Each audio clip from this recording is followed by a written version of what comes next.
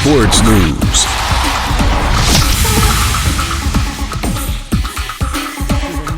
We've tried to minimise the amount of training we've done, or practicing we've done in the week before we go, because I want the guys getting on that plane hungry to play cricket and not bored from tedious practice. Mm-hmm. And how much have you been working on the mental application, because it's one area where we've been lacking?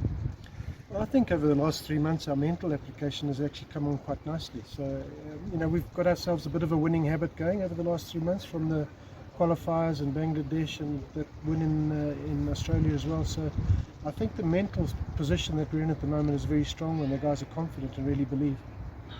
Dave, you've had several players, including the captain and senior players like Tendai and Blessing, coming back from injury. They haven't had any competitive action. How happy are you with the preparation so far, and will they be ready to play when we get to Australia?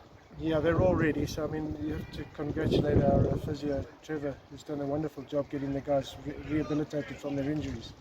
Look, those guys are all pretty senior players, so they don't need a whole heap of practice before they get out into the field.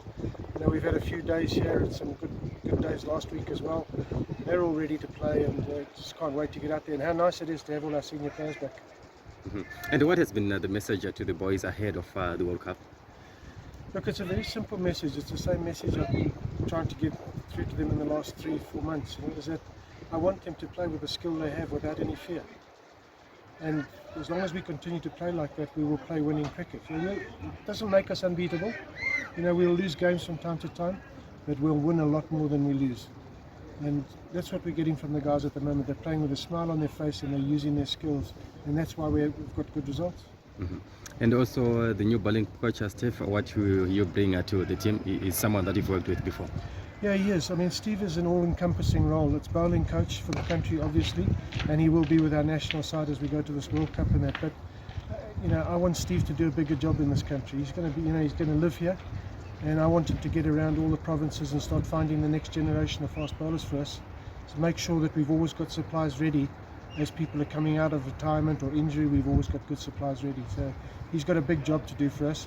He's obviously going to the World Cup. He's an experienced player himself, and his little bits of knowledge that he'll pass on to the guys here will be really worthwhile.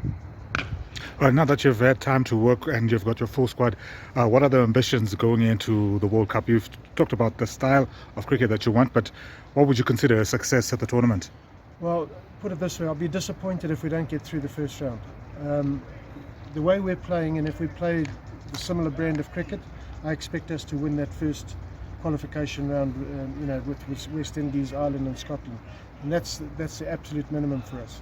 So I'm not talking about maybe winning one game here or one there. We need to win that qualifying round. Then if we get into the main draw, we'll see if we can cause some damage with some big names. Thanks, Dave. All the best.